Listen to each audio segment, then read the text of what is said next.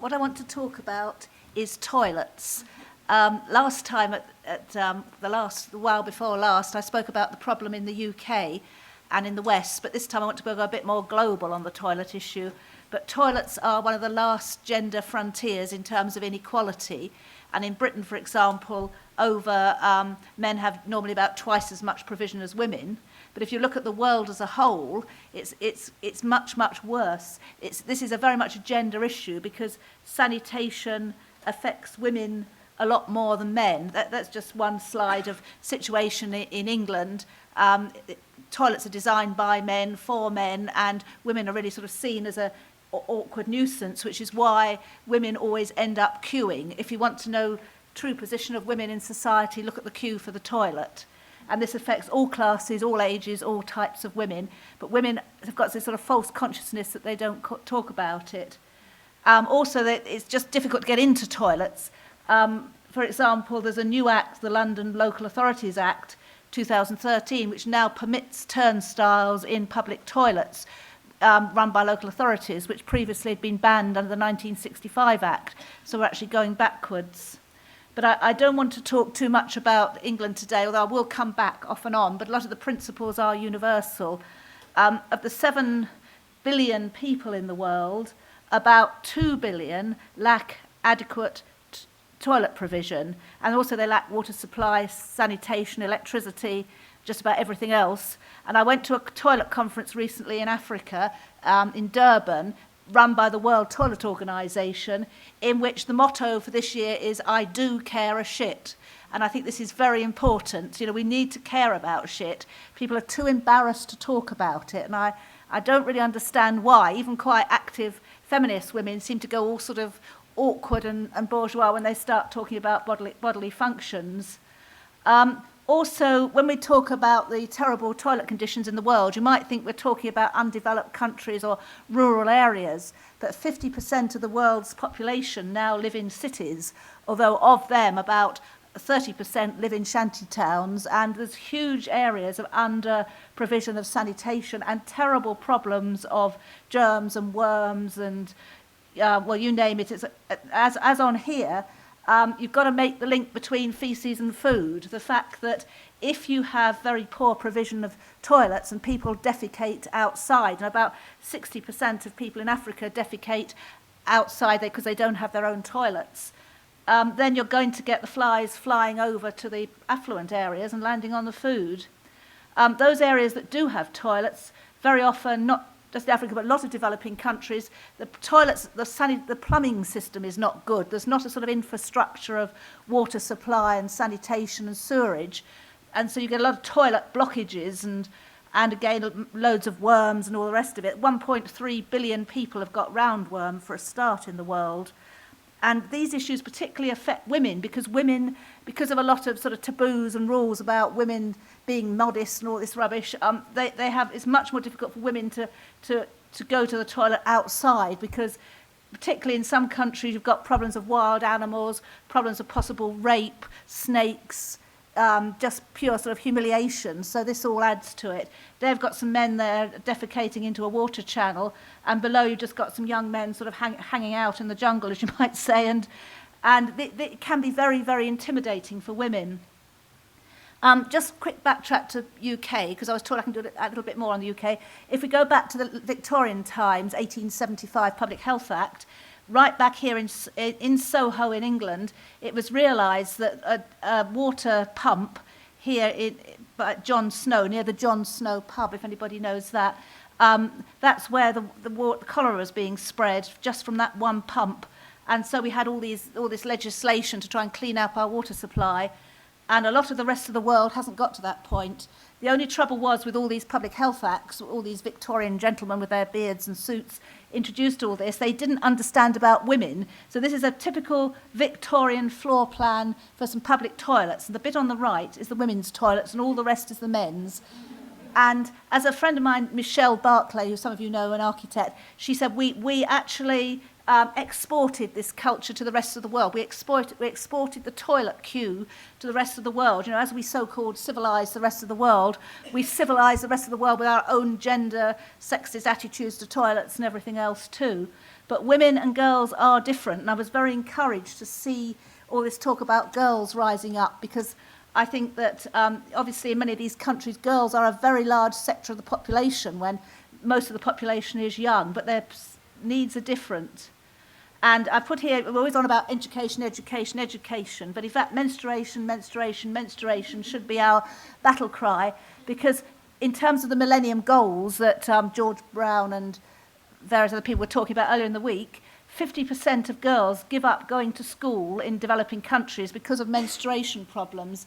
There are no toilets, or there are no facilities in the toilets. There's nowhere to change anything. There's no water, nothing. So many just simply drop out because they have terrible problems, and they stay away from school about 5 days a month. And also, if you've got to not go to the toilet at all during the entire school day, this also is incredibly off-putting. I was going to put a sort of menstrual picture here, but I thought a bit of plastic was a good idea, because it's another problem. As we get all this westernisation and so-called civilisation, all these sanitary products, sanitary protection products, have got massive plastic and chemicals and junk in them, which a lot of countries can't cope with. In fact, Western solutions of saying we've all got to have menstrual pads and tampons just won't work.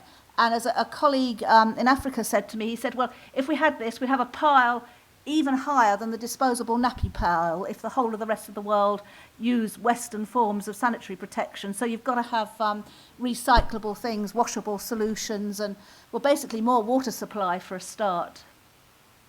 The Millennium Goals were mentioned a few times already, but two are very important. Promoting gender equality, number 3, which links also to education, number 2, both of which can be undermined if menstruation and women's toilet needs aren't taken into account.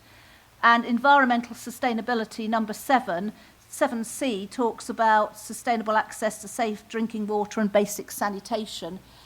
We've always said that if you had basic sanitation, all the sort of masses of the health problems would go overnight, but people do like all their sort of Western drugs and sophisticated medical services, when in fact, if you just got back to the basics of water and drainage and adequate hygiene, a lot of the problems would be solved. But women very often are in a very constrained, awkward position. They can't defecate outside, as we've said, and also very often the conditions internally are very poor as well. So a lot of women seem to hold on for hours and hours, which seems to have a terrible effect on their insides. This is just something from the Commonwealth Institute.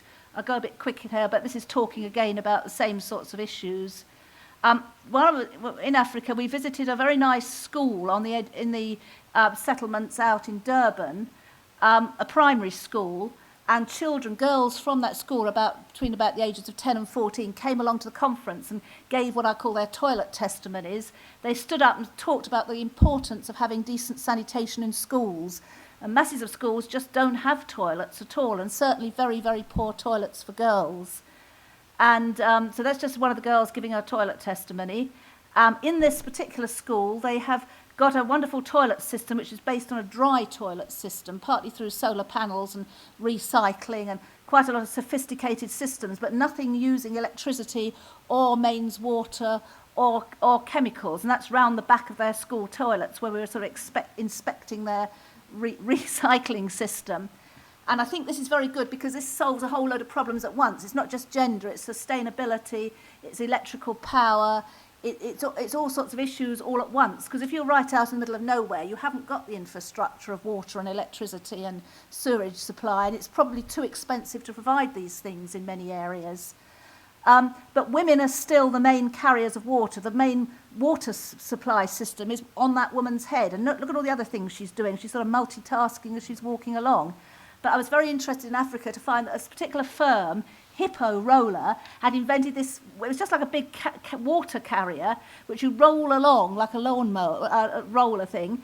And apparently the men like this because it looked like technology. So that men are willing to use this. And all it was a lump of plastic, with a roller thing. But to them, this was machinery. Therefore, they won't be ashamed of carrying water, which I thought spoke volumes, bearing in mind it was an incredibly inefficient thing, and it wouldn't go very well up and downhill or on uneven ground. But if you want to get men to do anything, make them think it's technology, then that gets them there. A lot of the water issues are women's issues, because women are responsible for gathering, collecting water. They're responsible for the whole sort of recycling, clearing, rubbish tips and all the rest of it.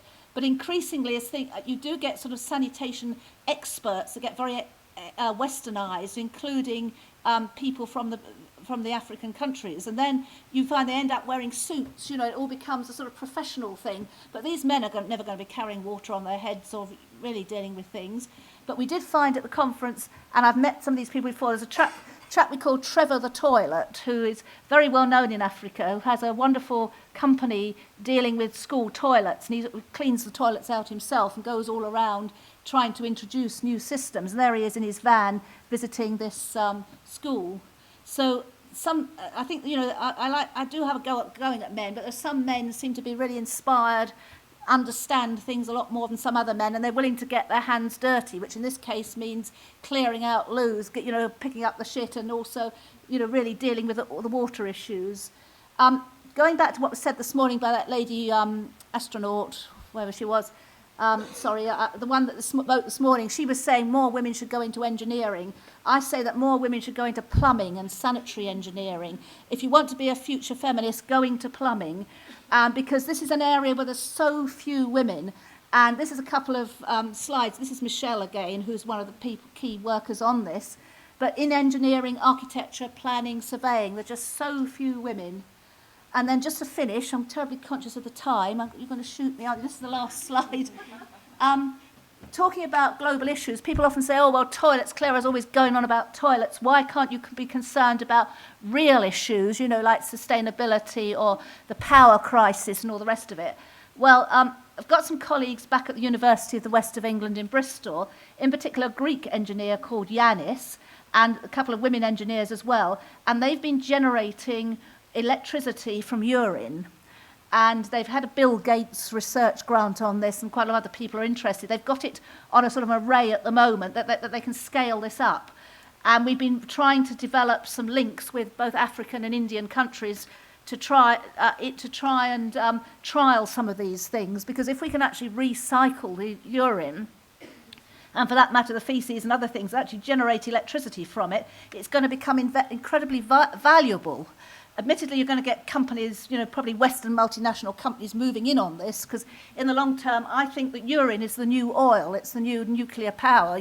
People just haven't realised this yet. And then I think sanitation is going to take on a whole new image. Rather than being the poor relation, people are going to start saying, this is a really important issue, but there's no money in it at the moment. You've got to always argue the business case. There's no money in gender, there's no money in sewage, there's no money in water. But water's going to become a very valuable commodity in the future because of water shortages, but so will urine. Going back to Europe and Britain, just to finish, this is my penultimate slide. In Britain, we've got very nasty about our public toilets. It's got worse and worse, and I've written a lot on public toilets in the UK and their closure, the fact you've got to pay for them, the fact they're so absolutely appalling. The socialist government in France has recently introduced legislation that makes all their public toilets free, or so I'm told, and this is some automatic public toilets with liberty, equality and fraternity on, no sorority, I noticed, but still. Any case, some we go backwards and forwards. Some things get better, some things get worse. But unless toilets are taken seriously, we're never going to have real equality. And the fact that people mock it and joke and laugh at it is all part of the control mechanism in maintaining inequality. And then just to conclude, that's a toilet there. Just to conclude, I have written a paper on this very topic with lots of references to people like WaterAid and all sorts of organisations. So if anybody wants to pursue urine further, want to pursue toilets further, there's masses of stuff on the web by myself and by others, and also this paper might give you some more information. But just to finish, because I'm very passionate about this, I think it's such a fundamental issue. But why is it seen as a joke? I think this is the thought we need to leave with us. What is the future of it? If it becomes a commercial commodity, then presumably everybody will benefit, but no doubt women will soon fall off the agenda in the long run. So we've got to keep on campaigning about this sort of last major gender inequality bastion, this fortress. We've got to break down the toilet fortress. Thank you very much.